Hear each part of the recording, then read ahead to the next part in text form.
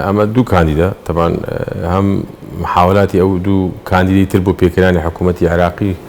هەمان ئەو گرفتیان هەبوو مەسەلەی دیار دەستنیشانکردنی کاندیدەکان بۆ وەزارەتەکان کە یەک لە ڕێککەوتنیان ئەو جۆرێک لە تەوافەق هەیە کە ئەوانە دێن وەزارەتەکان وەردەگرن کادری سیاسی بەرچاوی حیزبەکان نەبن یان خەڵکی تەکنۆقرات بن. محاولەی ئەوە کراوە ئەمجارەش هەمان پێوەر بۆ دەستنیشانکردنی وەزارەتەکان دیارە پارتی لە هەولێر پێداگیری لەسەر فواد حوسێن کرد بۆ وەزارەتی دەرەوە و وەزارەتی دادش کە بەریەکێتی نیشتیمانی کوردستان کەوتووە تا ئێستا کادرێکی وە کە پێشکەش کرابێت یەکلایی نەبووەوە. عەبدوڕەحمان مستەفا پێشکەش کرا بەڵام دیار بەو ئیشکالی هەبوو لە بینی ئەوەی کە کاندیدی پارتیە تەقدیم کراوە بە ناوی یەکێتیەوە ئیتر دیار بوو ناڕەزایی لەسەر دروست بوو لەلایەن یەکێتیەوە و دەنجی نهێنا. پێم وایە عەبدوڕەحمان مستەفا کاندیدی یەکێتی نەبوو تا یەکێتی لێ پاشگەز بێتەوە. ڕەنگە کۆمەڵی خەڵک پشتیوانیکردن وەکو کاندید باز دەکەم من دیوە ڕسمیەکەت بۆ باز دەکەم ئەوەی باسشی دەکەم ڕەئی نییە. کاندیدی یەکێتی نەبوو بە دڵنیاییەوە لەبەرەوەی کاندیدی یەکێتی نەبوو ڕەنگە کاندیدی ئەموو ئەو بێ مەسەڵەن ڕەنگە سەرۆکی کۆمار پێی باش بوو بێ کە یەکێتیە ئەمەش ئەوە کاردانەوەی دروست کرد لای یەکێتی ڕەت کرایەوە بێ بە وەزیر بۆیش ڕەت کرایەوە پارتی اقتراحی کردبوو خۆ بە پێ قسەکانی کاک عەبدوڕەحمانی شەروا بوو ڕەنگە چەند برادێک لە سەرکردایەتی یەکێتی ینی گفتوگۆ و قسەکردنیان هەبوو بێ من زمنی ها سەرۆکی کۆماریش کە سەرکردایەتی یەکێتی ئاگدار کراوە لە کاندیدەکە دیار بوو قبوڵ نەکرا. ئەو ئاسایشە کە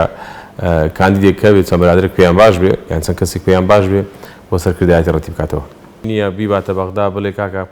ئێوە حکوومەت پێک دێنن ئەو شەرت و شورتی ئێمەیە بۆ بەشداریکردن لە حکوومەتی عێراق ینی کورد بۆ خۆی ساحێبی پرۆژەیەک نییە بۆ ئەو حکوومەتانی لە دوای ڕێفراندۆمەوە پێکاتنگە و دووەم حکوومەتە و لایەنە سیاسەکانیش بەجیا دەستنە بەغدا شەرت و شورتی قەومیان نەماوە بچن بڵێن کاکە وەڵی پێشمەرگە بگەڕێتەوە ناو چەند زێناکۆکەکان بچن بڵێن کاکە میزانیەمان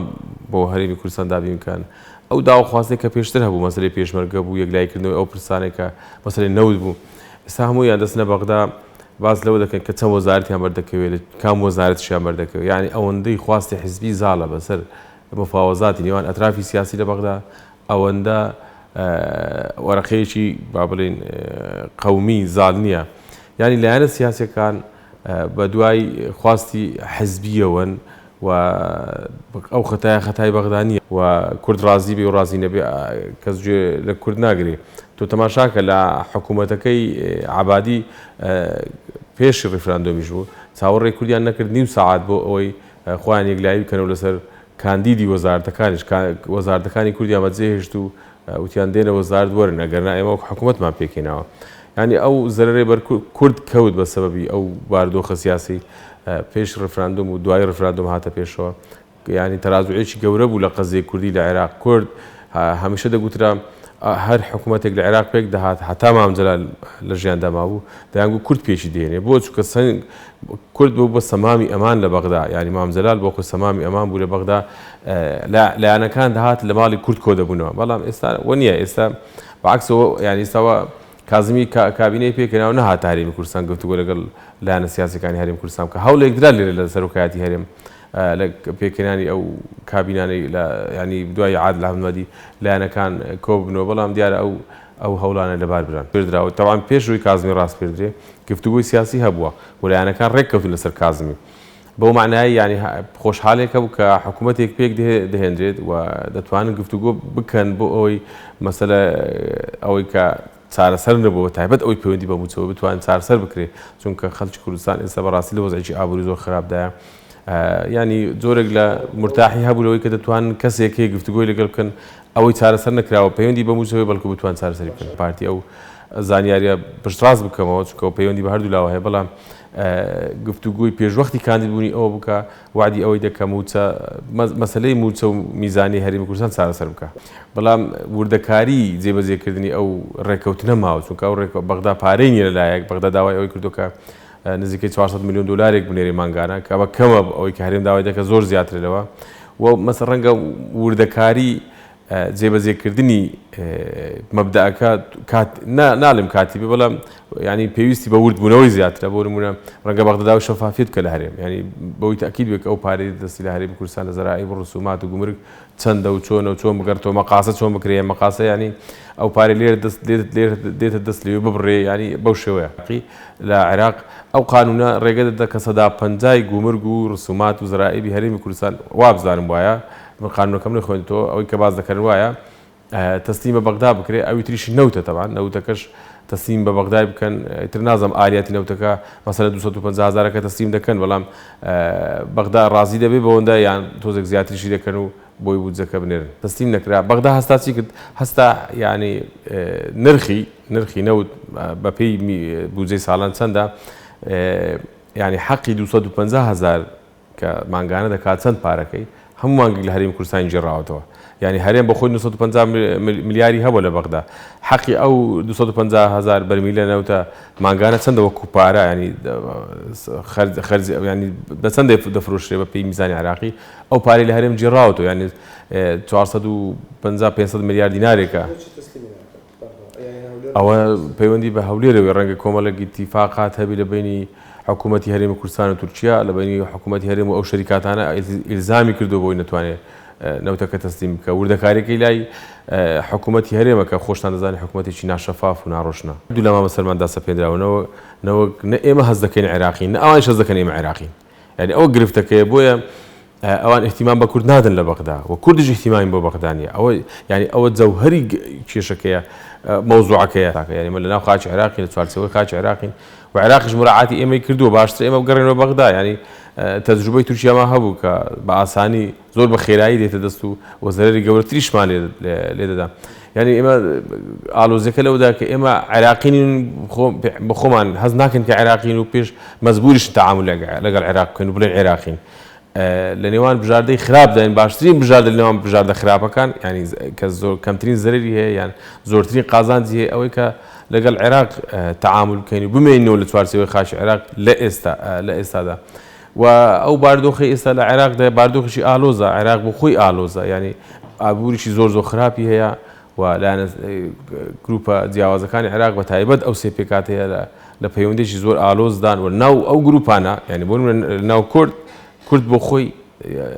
وەرەقەیەکی هاوبەشی نییە سوننەکان بۆ خۆیان گرفتیان هەیە شیعەکان ئەمجارە تا حکوومەتیان پێکەنیا و سێ کاندیدیان گۆڕی یعنی عێراق بۆ خۆی وڵاتی ئەزەماتە وڵاتی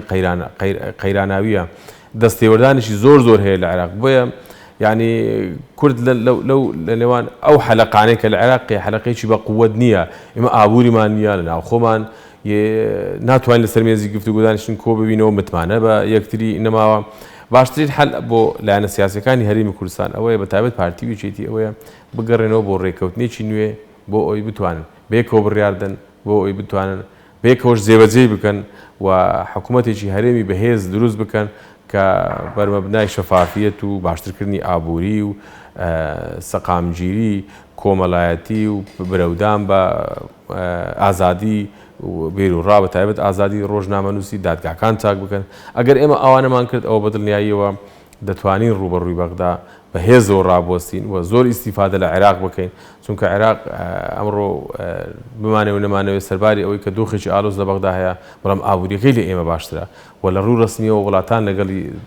تەعامل دەکەن و ئێمە دەتوانین عێراق بەکاربین لە خزمەتی خۆمان بەداخەوە ینی نەکراوە تا ئێستا پێم وایە لە بن تەسیری و کاریگەری تورکیایە و سلێمانیش بە هەمان شێوە بە جیاواز و یان تێگەیشتنی کەمێک جیاوازی هەیە لەگەڵ پارتی سەبارەت بە پەیوەندی لەگەڵ بەغدا ئێمە دامەزراوەی پەیوەندیەکانمان لە هەرێمی کوردستان لاوازە یعنی چ ئەگەر تەماشا بکەین وەکو ئەحزابی سیاسی نەمانتوانێت کۆ ببینەوە کۆ ببنەوە و بەیاننامەیەکی هاوبەش سەبارەت بە پەیوەندیەکان لەگەڵ بەغدا دەربکەن چ ئەگەر تەماشای دامەزراوەی پەیوەندیەکانی حکوومەتی هەرێمیش بکەی بە هەمان شێوە ئەو دامەزراوەی وەکو مەقەڕی حیزبی لە هاتووە یەک ڕەنجی لێیە و هیچ کاریگەری نییە مجەڕەد ئەوەیە کە ینی ڕۆلی تەشریفاتی دەجێڕی نەک ڕۆلی پەیوەندیەکانی هەرێم و دروستکردنی لۆبی و عیلاقات لەگەڵ وڵاتان بجێڕێت بینیوە چەقبەستنی بەخۆی بینیوە نەدەتوانێت نەبوودجەی دێتە بەردەستی تا بزانێ ئەم وڵاتە چەند سامانی دێتە لا و نە مراقبەی حکوومەتی پێ دەکرێت و ئێستا ناتوانێت بانگێشتی سەرۆکی حکوومەت بکات بۆی بزانین ئەم بۆ موچە نیە و دەبینین دادگاکانیشمان بە هەمان شێوە دادگاکان لە باتی ئەوەی ڕۆلی سەقامگیری قانونی و جێبەجێکردنی قانون ینی جێڕانەوەی ماف بۆ مافخورا و ینی ڕۆلی جێبەجێکردنی یا زۆرێک لە هێناندی دادپەروەری بجێڕن کەسی ئەویش وەکو دابوو دەستگاکان کە لەژێر هەژمونی بارودۆخی حزبیدایە بەشێک لە دادوەران بە ئاشکرا بەشداری لە کەمپینی حزبی دەکەن کە ئەو کوفرە لە هەموو دنیا دادوەر سەربەخۆی و ینی بە هیچ شێوەیەک تداخلاتی سیاسی نییە حکوومەتیش بە هەمان شێوە حکوومەتی ئێستا نەپێی دەکرێت خزمەتگوزاری بۆ خەڵک دابینکە پێشی ناکرێت موچەکەش بۆ خەڵک دابینکە بارگانیش زۆری لەسرە بەو بارگانەی پەیوەندی بە کەڵەکەبوونی گەندەلی و نەزانینی ئیداری چەندین ساڵ ڕابردووە هەیە یعنی ئەوەی کە ئێستا لە ئەم حکوومەتە کە پێی ناکرێت ئیدارێ بدا وم پێم وایە حکوومەت هەر پێی ناکرێت ئیدارە بدا حکوومەتی ئەزەماتە ئیدۆڕۆژیە ئیسی ساڵ ئەم حکوومەتە نەیتوانی وە خزمەتگوزاری دابینکەوە ئەو حکوومەتە دۆش داماوە و ئێمە بەدیاری و دانیشتوە ڕخنەی لە دەگرن و ئەویش لە باتی ئەوەی ڕخنەکان قبول کە و دام بە هەڵەکان دابنێ و دام بە کەم و کوڕەکان دابنێ دێ ڕۆژنامە نووس دەگرێ و دەیەوێت پەرلەمانتار بداتە دادگا و حەسانی لێ هەڵگری بە تایبەت ئێمە گەر تەماشای گەشەی کوردستان بکەین لە ساڵی 2006 هەتا 2011 زۆر باش بوو ینی ئاودانیش زۆر سەرباری کەم و کوڕی گەندەلی کە هەبووە هەر دەژمێنێت بەڵام ئاودانیش زۆر هەبوو لەبەرەوەی تەوافقی سیاسیە بوو ئێستا ئێمە نەپەیمان دەکرێت کۆ ببینەوە مؤسساتی دەوڵەت کە مؤسساتە دەستوریەکان بە تایبەت پەرلەمان و دادگاکان و حکوومەتمان هەمووی تێک داوە هیچیان ڕۆلی خۆی نە بەڵکوش ڕۆلی خراپ دەجێڕن یانی دادگاکان بوون بە بەشێک لە ململانی سیاسی ئەمری قەبزی بۆ ئەو دەردەکەن لەسەر داوە خواستی حزبی و حکوومەتشمان لە بارودۆخی خراپدایە و لەو هەمووی خراپتر ئێمە سازانی نیشتیمانیشمان لە دەستداوە یعنی ئێستا ئێمە کەوتونێتەوە شەڕی ڕاگەیاندن دژ بە یەکتر کەواتە ئێمە ینی گەڕاونێتەوە پێش دروستکردنی بەرەی کوردستانی ئێمە جگە لەوەی نەمانتوانێت دیموکراسی بەرقەرار بکەین لە هەرێمی کوردستان جگە لەوەی نەمانتوانێت ئەو مؤسساتانە وەکو خۆی ڕۆڵی خۆیان پێ بدەین و ڕۆڵی خۆیان بجێڕن ئێستا پەرلەمانتار لە باتی ئەوەی ئیشەکەی بریتیبی لە بەدواداچوونی کاروباری حکوومەت و تەشریع دێجنێ و بەم حزب بۆ حزبدا قسەی ناشرین دەکە لەسەر تەلەڤیزیۆن لە فەیسبوک پۆستی خراپ دەکات دۆخێکی دەرونی خراپیان بۆ خەڵک دروست کردووە و شڵەژانێکی شڵەژانی باریدی کۆمەڵایەتیان دروست کردووە و حزابی سیاسی پێیان ناکرێن نەک وەرەقەیەکی هاوبەش بنووسنەوە سەبارەت بە ئایندەی هەرێمی کوردستان سەبارەت بە کە مزایدەی سیاسی ناکەم باسی سەر بەخۆی دەکەن دەبا وەرەقەیەک بنووسنەوە باس بکەم بڵێ کاکە ئەو نەخشەڕێ ئێمە بۆ سەر بەخۆی هەرێم بۆ گەیشتن بە سەر بەخۆی هەرێمی کوردستان سەبارەت بە بەغداش بە هەمان شێوە ئێمە ناتوانین لەگەڵ هیچ دابنیشین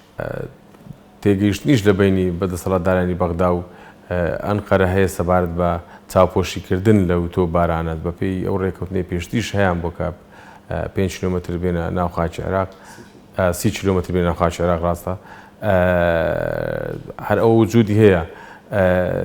پێم وانییە ئەو بەیاننامانێک کە لە وزارەتی خارجی و لە بەغدا دەرەزی ینی زادەی تێگەیشتنی عێراقی بێ حەقیقەتی دەسەڵاتدارانی عێراق بێ بەر لە چەند ڕۆژێک بۆ تۆبارانێک کرا سەفیری تورکیا چووە وەزارەتی خارجی هاتە دەرەوە بەحیساب بانگەشت کراوە یانی سەرزەنشت بکرێت بۆی کە تورکیا سەرزەنشت بکرێت سەبارەت بە تۆبارانێک هات دەرەوەتی ئەمە دەرفەتێکی باش بۆی بە عێراقیەکان بڕن کە ئێمە بەردەوام دەبین لە تۆباران یانی تورکیا زۆر بێمنەت بوو لە بۆیە تۆبارانکردنەکە بۆیە ینی هیچ حکوومەتێکی عێراقی جددی نابێت لە تۆبارانەکانی باشووری هەرێمی کوردستان یەکێک لە هۆکارەکانی ئەوەیە کە ڕەنگە تەرەفی سیاسی بی لە هەرێمی کوردستان ینی جۆرێک لە تێگەیشتنی هەبێت لەگەڵ تورکیا سەبارەت بەو پرسە وەکو ئەوەی کە ئەو سنوور لەکوێ تۆپەکە لەکوێ بەعرز دەکەوێت ئەو دیارە ئەوانەی کە لەو منتقانە کار بەدەستن ئاگادار یەک بست بێتە پێش بەبێ موافقی ئەمریکا کە تەفاهمەکە بوو هاتە پێش و بە پێی تەفاهمەکە هاتە پێش یعنی لە سەرەکانی تا گرسپی بڕیار وا بوو بیدایەت لە بینی 5 تا 14 کیلۆمەتر بێتە پێش نەکەرەوە هەر لێدوانێک دەدەن سەبارەت بە هەرێمی کوردستان لە لێپرسراوانی هەرێمی کوردستان بەیاننامەی زۆر تون دەردەکەن کەچی ئەردوغان لەسەر شارژا زۆر جارن باس لەوە دەکە کە کەرکووک خاچی تورکیا حکوومەتی هەرێم هیچ بەیاننامەیەک یان دەنجی لێوە نایە ینی ئەوەیە جیاوازێکە ینی ئەوەی کە ئێمە هەستی پێ دەکەین بەرگرتنی حکوومەت مەسرور بارزانی بوو و لە سلێمانیش لێپرسراوی ئاسایش جیاوازە بوو عسکەریش جیاوازە لە هەرێمی کوردستان هێزی ৭ هەیە یعنی ئێمە دام و دەستگای نیشتیمانیمان چ لە هەرێمی کوردستان چ لە بەغدا نییە بۆیە ئاساییەتە دەخولاتی عسکەری لە هەرێمی کوردستان عێراق لە زمنی ئەو وڵاتانێک کە پێ دەگوترێت دەولە فاشی لە وڵاتانێک کە ناتوانێت سەرۆری خۆی پارێزێ لەو ڕیزبەندیە هەیە لە وڵاتانێک کە لە پێشەوە ینی شەشەم و حەوتەم و دایمەن ناگات دێم دایمە لە وڵاتانێک کە مەشهورە بۆی کە وڵاتێکی فاشیلە. نە مستەفا کازمی بە سنوورەکانی هەرێمی کوردستان بە خاچی عێراق دەزانێت و نە ئەوانی پێشوەختی شەروا بوون. جۆرێک لە تێگەیشتنیش لە بینی بەدەسەڵاتدارانی بەغدا و ئەنقەرە هەیە سەبارەت بە چاوپۆشیکردن لەو تۆبارانە بەپێی ئەو ڕێکەوتنەی پێشتریش هەیان بۆ کە 5 کیلۆمەتر بێنە ناو خاکی عێراق، 30 کیلۆمەتر بێنە ناو خاکی عێراق. ڕاستە هەر ئەو وجودی هەیە. پێم وانییە ئەو بەیاننامانێک کە لە وەزارەتی خارجی و لە بەغدا دەرەزی ینی زادەی تێگەیشتنی عێراقی بێ، حەقیقەتی دەسەڵاتدارانی عێراق بێ. بەر لە چەند ڕۆژێک بۆ تۆبارانێک کرا سەفیری تورکیا چوە وەزارەتی خارجی هاتە دەرەوە بەحیساب بانگەشت کراوە، یانی سەرزەنشت بکرێت بۆی کە تورکیا سەرزەنشت بکرێت سەبارەت بە تۆبارانێک هات دەرەوەتی ئەمە دەرفەتێکی باش بۆی بە عێراقیەکان بڕن کە ئێمە بەردەوام دەبین لە تۆباران. یانی تورکیا زۆر بێمنەت بوو لە بۆیە تۆبارانکردنەکە. بۆیە ینی هیچ حکوومەتێکی عێراقی جددی نابێت لە تۆبارانەکانی باشووری هەرێمی کوردستان. یەکێک لە هۆکارەکانی ئەوەیە کە ڕەنگە تەرەفی سیاسی بێت لە هەرێمی کوردستان، ینی جۆرێک لە تێگەیشتنی هەبێت لەگەڵ تورکیا سەبارەت بەو پرسە. وەکو ئەوەی کە ئەو سنوور لەکوێ تۆپەکە لەکوێ بەعرز دەکەوێت ئەو دیارە ئەوانەی کە لەو منتقانە کار بەدەستن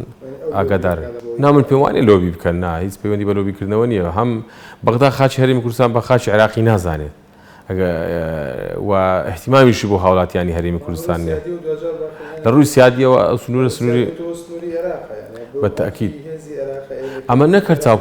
چاوپۆشی دەسەڵاتدارانی هەرێمی بەشێک لە دەسەڵاتدارانی هەرێمی کوردستان، بەڵکو چاوپۆشی ئەمریکاش تێدایە. یعنی تورکیا لە ناو خاکی سووریا نەیدەتوانی یەک بست بێتە پێش بەبێ موافقەی ئەمریکا کە تەفاهمەکە بوو هاتە پێش و بە پێی تەفاهمەکە هاتە پێش. یعنی لە سەرەکانی تا گرێسپی بڕیار وا بوو بیدایەت لە بینی 5 تا 14 کیلۆمەتر بێتە پێش. پێم وایە ینی چاوپۆشی لە بەردوبانەکان دەکات. بۆ نمونە تەماشا دەکەین کە تورکیا دێ ناو خاکی هەرێمی کوردستان گوند وێران دەکات، جوتیاری کورد دەکوژێت، تەمەن بەبەر ئەو بۆمباران دەکەون بە سەبەبی بوونی پەکەکە. بۆ پەکەکە لەو ناوچانە جوم و زۆڵیان هەیە. هیچ بەرنامەیەک لەلایەن هەرێمی کوردستانەوە دەرناکرێت، بەڵام کاتێک کە ئێران یەک موشک دەتەقێنێ، یەک فیشەک دەتەقێنێ کە مەفروض نییە نە تورکیا نە ئێران بیتەقێنی، دەیکەنە هەراو نەکەرەوە هەر لێدوانێک دەدەن سەبارەت بە هەرێمی کوردستان لە لێپرسراوانی هەرێمی کوردستان بەیاننامەی زۆر تون دەردەکەن. کەچی ئەردوغان لەسەر شاژا زۆر جاران باس لەوە دەکەن کە کەرکووک خاچی تورکیا حکوومەتی هەرێم هیچ بەیاننامەیەک یان دەنجی لێوە نایە. ینی ئەوەیە جیاوازێکە. ینی ئەوەی کە ئێمە هەستی پێ دەکەین بە تاکید بەیاننامە بەس نییە. بزانین چۆنە عێراق دەوڵەتێکی فاشیلە، عێراق دەوڵەتێکی فاشیلە، پێی ناکرێت سنوورەکانی خۆی بپارێزێ، پێی ناکرێت قانون جێبەجێ بکە، پێ چەک لە دەستی حکوومەت دانیانە. ینی مؤسسەی عسکەری، مؤسسەی ئەمنی، مؤسسەیەکی نیشتیمانی نییە. و لە هەرێمی کوردستانیش وایە، لە هەرێمی کوردستانیش ئاسایشی یەکێتی نیشتیمانی وازحە و جلوبەریشە لەگە ئاسایشی پارتی فەرقیە و ئاسایشی پارتی وازحە لە هەولێرن و لێپرسراوەکەیان پێشی بەرگرتنی حکوومەت مەسرور بارزانی بوو و لە سلێمانیش لێپرسراوی ئاسایش جیاوازە و عسکەریش جیاوازە لە هەرێمی کوردستان هێزی 78 هەیە. یعنی ئێمە دام و دەستگای نیشتیمانیمان چ لە هەرێمی کوردستان چ لە بەغدا نییە، بۆیە ئاساییەتە دەخولاتی عسکەری لە هەرێمی کوردستان. هیچ کەسێک ناتوانێت لە عێراق سنووری عێراق بپارێزی بە تا عێراق بەم شێوەی ئێستا بەردەوام بێ.